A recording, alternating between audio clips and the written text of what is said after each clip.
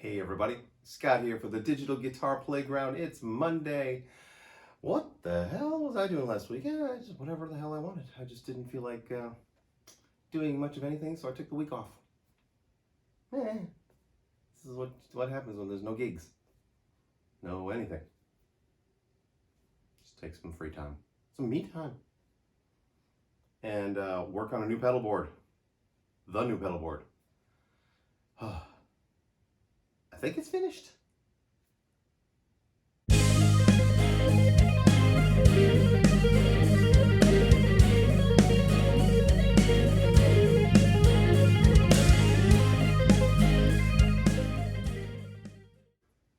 Here it is. Shut the fuck up. Here it is, the new and improved Amp 1 pedal board. I got rid of all the extra overdrives. They just weren't working for me. And definitely were not working in the context of the Amp 1 as far as like keeping the amp tones pure. And I find that I'm able to do that better with the HX Stomp and some of the overdrives in here, especially the Kinky Boost, because it's super mild. And honestly, I only want a little bit of extra gain from a overdrive and then a bunch of EQing. That's my main thing with the HX Stomp and the Amp 1. I got rid of, what did I get rid of? The M Audio pedal, the expression down here. Got a pair of these DoD mini expression pedals, and they are delightful. As long as you set up the expression pedal input on here correctly, set these to TS, and put a mono plug on this side, and then coupled to a stereo plug on this end, all together with a Y cable. This was a Hoso Y cable that I got on Amazon or wherever the hell I got it. Might have been Sweetwater. And this one controls lead boost. This one controls modulations or delays or whatever I want it to control within a preset. And of course the blue box for additional IRs. Something on my finger, gross. For additional IRs, and the Amp 1, of course, for all the amp sounds, and the remote one to control stuff. This over here is going to be lighting underneath. Remote control for lighting. I haven't figured out how to power it yet, because I don't think that the Chalk's DC7 can power it. So I'm gonna figure that out. It is, believe it or not, quite a bit lighter than it was, because I removed 1, 2, 3 overdrive pedals, and then replace them with 2 really lightweight DoDs and those mini expression pedals. So here's the final wiring in the back. It's only one cable that's a little bit goofy in this one, because this one has to go all the way from down here up to the tuner pedal. I probably could have run it a little more efficiently, but unless I want to make a new end for it, I'm kind of stuck with it. I might make a new end if I can find one.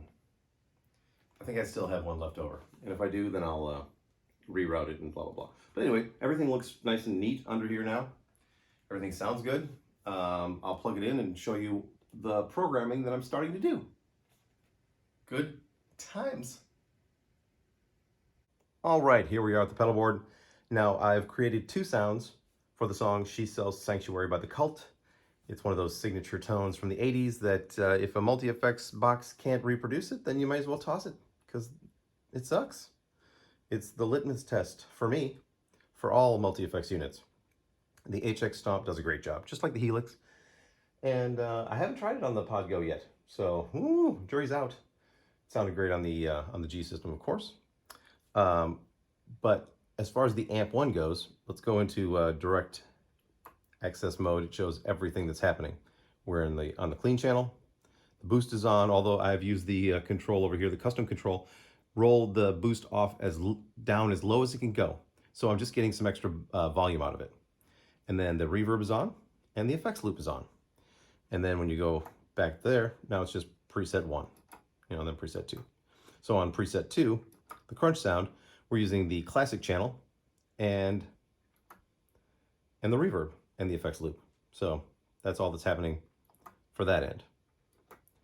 On the blue box, we're on the Stack 1970, which is Thomas Blug's favorite. That's his signature 412, the one he loves the most. And the mic position's right in the middle. If I were to do anything, if I wanted to do certain customized things for recording, I would probably roll this up a little bit, get a little more brightness out of it. But it's one of the compromises you have to make when you're using this thing in a live situation. You can only have it, set statically, unless you're really quick about switching things in between songs, which I am not. And I don't want to be. So, there's that. As far as the pedals go over here, this one controls modulations, delays, and whatnot when I want it to. And this one controls volume. So you can see right now, there's my output volume. It goes from plus 1.8 to plus 3.2. And it also controls the compression settings. So it's kicking up the peak reduction, the gain, and the emphasis in the mix. This is just on the clean sound right here, though. So I don't intend to use those, but, if you're in a situation where you want to hear, that part is not loud enough, push this forward a little bit, bam, in your face. And it's not a ton of, it's maybe 2-3 dB tops. On the crunch sound, though, a lot more stuff is happening. And I'll zoom in closer on the HX Stomp in a second. Alrighty, so let me just show you what's up with the clean one first. We are not using any gate. We've got some studio comp happening. Some pitch shifting. Not a lot. The effects loop. A lot of EQ happening. We're removing a ton of bottom end and mid-range. And boosting a little bit of top end. The courtesan flange is my favorite for this particular sound. And I have set it thusly, using the tap tempo to match the song's tempo, and then setting the rate to 1:1, and then the mix to 50%. So that's a lot. Set up the headroom. And I've also used the duck delay with the tap tempo as well to get the, to match with the delay. I've reduced the high cut to make the repeats less bright. And then there's a big mix on this one. So now we go to the crunch sounds. The gate is on, because we need some gate on this one. We're going to the classic channel on the amp one.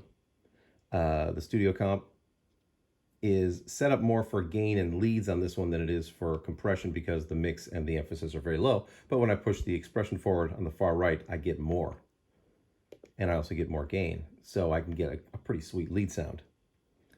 Now, the simple pitch is attached to, set up to work on the other pedal. So if I want a lead sound that has, some fun modulations and things like that, go nuts.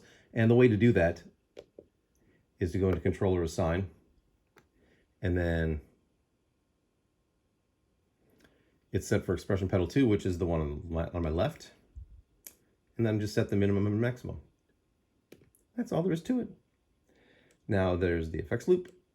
I'm removing a bunch of bottom end and mid-range, but much less than the clean sound. Vastly less. And removing a bit of ultra highs. And now the courtesan flange is still happening, but it's, 10%. And then push the expression forward, the one on the left, I get some more of that. And then also with the delay, I get some more feedback, and I get some more mix. Now, when we go to the output, this is where I can get some extra volume on the preset. And I haven't set the volumes for these yet. I need to go into the rehearsal room once I get a bunch of presets made, and then set volumes and blah, blah, blah. So, let me grab a guitar and play you these bits.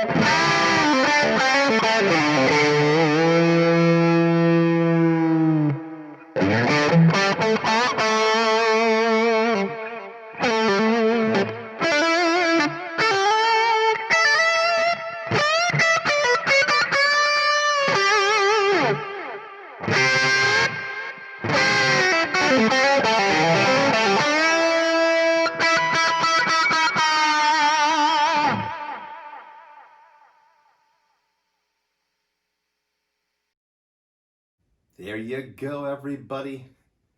That's what I did last week. Put all this stuff together, got rid of all the stuff on it, sold a bunch of things on Reverb. I still have a bunch of things that are for sale if anybody's looking for. Ooh, my Marshall 412 is now for sale because I've got a Boogie 112. I'm going to use that. I put my Tone Tubby speaker back in it. I rewired the cabinet with brand new 18 gauge cable.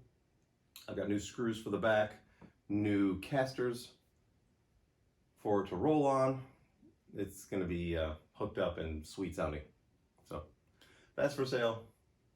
The looper kit for the Amp 1 is also for sale on my Reverb store.